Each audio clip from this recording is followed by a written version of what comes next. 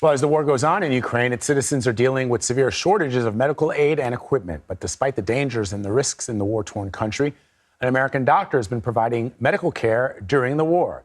Dr. Robert Montgomery is here with us now. He is a transplant surgeon in New York and is planning his third trip to Ukraine.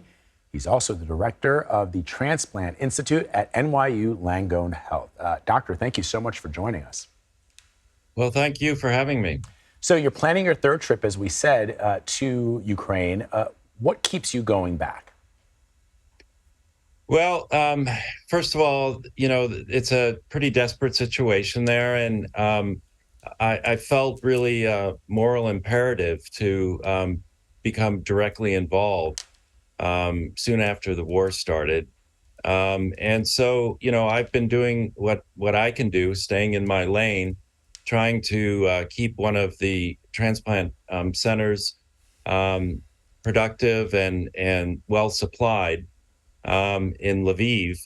And that's what, I've been really trying to contribute to, this terrible tragedy that's happening. So this is going to be your third time. I'm sure you're sort of in contact with, doctors over there as well. What changes have you seen over the last year or so in terms of what they have access to, what they don't have access to? Are things getting worse? Are things getting better?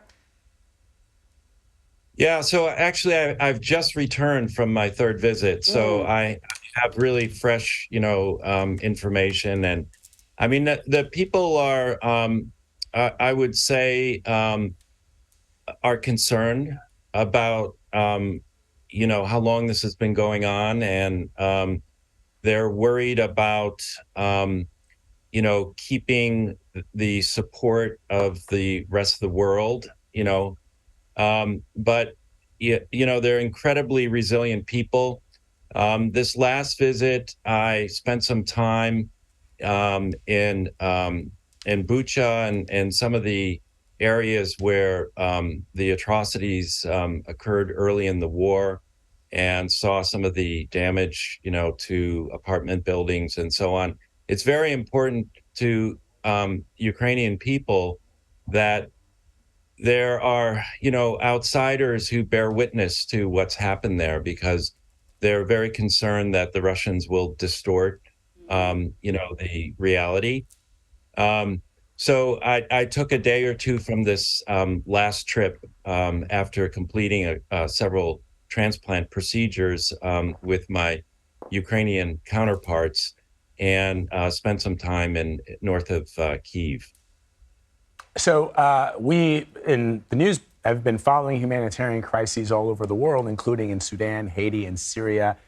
Just give us a sense of how doctors and other medical professionals operate in these dangerous environments to keep their patients and importantly also themselves safe. I mean, what kind of precautions do you have to take? Well, so I have an app on my phone, and when there's a Russian missile launch, that goes off, and the app knows my location, and so I get updates about the trajectory of the missiles, and that this actually what you're showing right now is right outside of the window of the operating room in Lviv. Wow. So this is something that the people in Ukraine have, sadly had to get used to. I think that it's been a very difficult winter. They were without electricity quite a lot, including the hospitals would completely lose electricity. There are lots of patients who are being ventilated. And so you would have to wait for the generators to come on. They're doing the very best they can, but the conditions are rough, although they're amazing at adapting to them. So those images from outside of the operating room would make me very nervous. It would be very difficult to go back to just business as usual. That seemed far too close for comfort for me. I'm wondering if you have had any close calls in the times that you've been there. I've been pretty fortunate to not have had any close calls with missile attacks. But that risk is ever present, and we're very aware of it. And my feeling is that it's so important for me to be there and to do my part in helping this amazing country. And I don't worry too much about the safety aspects. I'm someone who just feels like I'm supposed to be there, and whatever is going to happen is going to happen. Dr. Montgomery, before we let you go, I note there are several pictures in your live shot behind you, presumably of your family and friends. How do they feel about you doing this very worthwhile endeavor, but also putting your life at risk? Well, the first time I went over in May of last year, actually, I didn't tell anyone I was going. And my Ukrainian counterparts told me that I shouldn't really let anyone know, and it should never get out on social media, that there were some Westerners who were being targeted.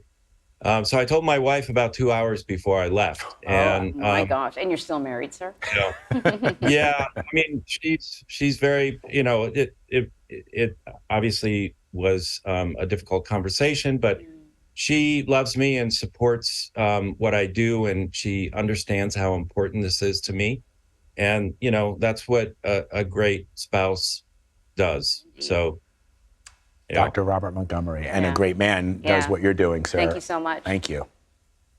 Thank you. Thanks for having me.